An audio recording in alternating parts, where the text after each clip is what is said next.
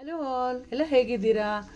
ಇವತ್ತು ಒಂದು ಡಿಫ್ರೆಂಟಾಗಿ ಸುಲಭವಾಗಿ ಮಾಡೋಂಥ ಕಾಯಿನ್ ಪರೋಟ ಮಾಡೋದು ಹೇಗೆ ಅಂತ ತೋರಿಸ್ಕೊಡ್ತೀನಿ. ಯಾವಾಗಲೂ ಒಂದೇ ಥರ ಚಪಾತಿ ಆಲೂಗಡ್ಡೆ ಪಲ್ಯ ಮಾಡೋ ಬದಲು ಅದನ್ನೇ ಇಟ್ಕೊಂಡು ಸ್ವಲ್ಪ ಡಿಫ್ರೆಂಟ್ ವೇಲಿ ಮಾಡೋದು. ಎಷ್ಟು ಬೇಕೋ ಅಷ್ಟು ಗೋಧಿ ಹಿಟ್ಟು ತೊಗೊಂಡು ರುಚಿಗೆ ತಕ್ಕಷ್ಟು ಉಪ್ಪು ಹಾಕಿ ನಾನಿಲ್ಲಿ ಕಲೋಂಜಿ ಅಂತ ಸಿಗುತ್ತೆ ಅದನ್ನು ಸೇರಿಸಿದ್ದೀನಿ. ಇದನ್ನು ಮಂಗ್ರೇಲ ಅಂತ ಕೂಡ ಹೇಳ್ತಾರೆ. ಡೈಜೆಷನ್ಗೆ ತುಂಬ ಒಳ್ಳೆಯದಿದು, ಆದಷ್ಟು ಇದನ್ನು ಬಳಸಿ.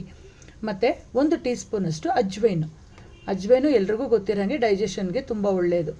ಸೊ ಅದನ್ನು 1 ಟೀ ಸ್ಪೂನು ಕ್ರಷ್ ಮಾಡಿ ಹಾಕಿದ್ದೀನಿ. 2 ಟೀ ಸ್ಪೂನ್ ಆಯಿಲ್ ಹಾಕಿ ಫಸ್ಟು ಇವೆಲ್ಲ ಮಿಕ್ಸ್ ಮಾಡಿ ರೆಡಿ ಮಾಡ್ಕೋಬೇಕು.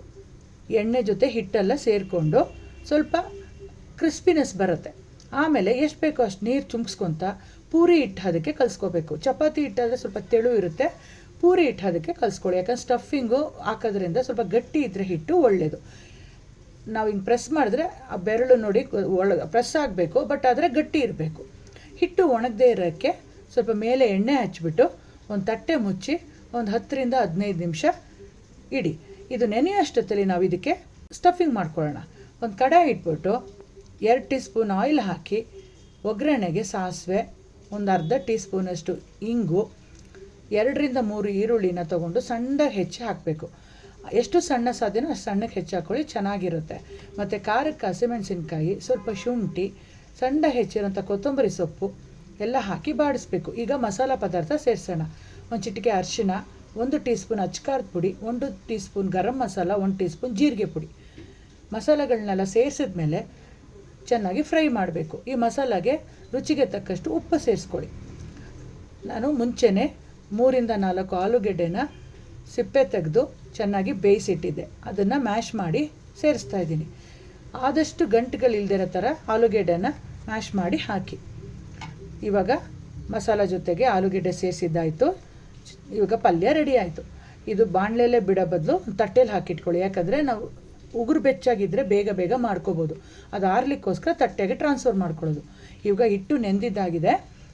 ಹಿಟ್ಟನ್ನು ಕೌಂಟರ್ ಟಾಪ್ ಮೇಲೆ ಕ್ಲೀನ್ ಮಾಡಿಕೊಂಡು ನಾನು ಮಾಡ್ತಾಯಿದ್ದೀನಿ. ಚೆನ್ನಾಗಿ ನಾದ್ಕೋಬೇಕು. ಒಂದು 5 ನಿಮಿಷ ನಾದಿದ್ರೆ ತುಂಬ ಚೆನ್ನಾಗಿ ಬರುತ್ತೆ.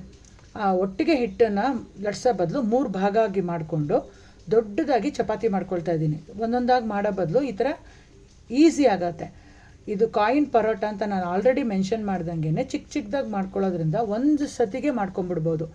ಈಗ ಚಪಾತಿ ಹಾಳೆನ ಸ್ಪ್ರೆಡ್ ಮಾಡಿ ಮಾಡಿಟ್ಕೊಂಡಿರೋಂಥ ಸ್ಟಫಿಂಗ್ನ ಅದ್ರ ಮೇಲೆ ಹಾಕೋಬೇಕು. ಆದಷ್ಟು ತೆಳುವಾಗಿ ಪಲ್ಯನ ಸ್ಪ್ರೆಡ್ ಮಾಡಿ ನಿಧಾನಕ್ಕೆ ಮಡಚ್ತಾ ಬರಬೇಕು. ವಿಡಿಯೋದಲ್ಲಿ ನೋಡ್ತಾ ಇದ್ದೀರಲ್ಲ, ಆ ಥರ ಮಡ್ಚ್ಕೋಬೇಕು. ಮಡ್ಚಿದ ಮೇಲೆ ಎಡ್ಜಸ್ಸನ್ನು ಸ್ವಲ್ಪ ಕ್ಲೋಸ್ ಮಾಡಬೇಕು. ಎಡ್ಜಸ್ ಕ್ಲೋಸ್ ಮಾಡೋದ್ರಿಂದ ಸ್ವಲ್ಪ ಪಲ್ಯ ಆಚೆ ಬರೋದು ಕಮ್ಮಿ ಆಗುತ್ತೆ. ನೋಡಿ, ಎಡ್ಜಸ್ ಕ್ಲೋಸ್ ಮಾಡಿಕೊಂಡು ಒಂದು ರೌಂಡ್ ರೋಲ್ ಮಾಡಿ ಈ ಥರ. ಆವಾಗ ಯೂನಿಫಾರ್ಮಾಗಿ ಬರುತ್ತೆ ಹಿಟ್ಟು. ಆಮೇಲೆ ಸಣ್ಣದಾಗಿ ಕಟ್ ಮಾಡ್ಕೋಬೇಕು. ಇವಾಗ ಇಲ್ಲಿ ತೋರಿಸ್ತಾ ಇದ್ದೀನಲ್ಲ, ಆ ಥರ ಒಂದು 2 ಇಂಚ್ ಸೈಜ್ಗೆ ಕಟ್ ಮಾಡಿ ಇಟ್ಕೊಂಡು ನೋಡಿ, ಪಾಮ್ ಮೇಲೆ ಆ ಪಲ್ಯ ಕಾಣಿಸುತ್ತಲ್ಲ ಆ ಕಡೆಗೆ ಇಟ್ಕೊಂಡು ಪ್ರೆಸ್ ಮಾಡಬೇಕು. ಗೊತ್ತಾಗ್ತಾ ಇದೆಯಾ? ನೋಡಿ, ಒಳಗಡೆ ಪಲ್ಯನೂ ಕಾಣುತ್ತೆ, ಸುತ್ತ ಇಟ್ಟು ಬೈಂಡಿಂಗ್ ಆಗಿರುತ್ತೆ. ಇನ್ನೊಂದು ಸತಿ ನೋಡ್ಕೊಳ್ಳಿ. ಪಲ್ಯ ಕಾಣಿಸೋ ಥರ ಇಟ್ಕೊಂಡು ಪ್ರೆಸ್ ಮಾಡಬೇಕು. ಈ ಥರ ರೆಡಿ ಮಾಡಿಕೊಂಡು ಎಲ್ಲನೂ ಒಂದು ತಟ್ಟೆಲಿ ಇಟ್ಕೊಳ್ಳಿ. ಸೊ ದಟ್ ಒಟ್ಟಿಗೆ ನೀವು ಶಾಲೋ ಫ್ರೈ ಮಾಡ್ಬೋದು. ನೋಡಿ, ನಾನು ಸುಮಾರು ರೆಡಿ ಮಾಡಿ ಇಟ್ಕೊಂಡಿದ್ದೀನಿ. ಈಗ ಒಂದು ಪ್ಯಾನ್ ಇಟ್ಬಿಟ್ಟು ಸ್ವಲ್ಪ ಆಯಿಲ್ ಬಿಟ್ಟು ಡೀಪ್ ಫ್ರೈ ಮಾಡಲ್ಲ, ಇದನ್ನು ಶಾಲೋ ಫ್ರೈ ಮಾಡೋದು. ಕ್ರಿಸ್ಪಿಯಾಗಿರುತ್ತೆ. ಆ ಪ್ಯಾನಲ್ಲಿ ಎಷ್ಟು ಆಗುತ್ತೋ ಅಷ್ಟು ಪರೋಟಾನ ಇಟ್ಬಿಟ್ಟು 2 ಕಡೆನೂ ಬ್ರೌನ್ ಆಗೋವರೆಗೂ ಬೇಯಿಸ್ಕೋಬೇಕು.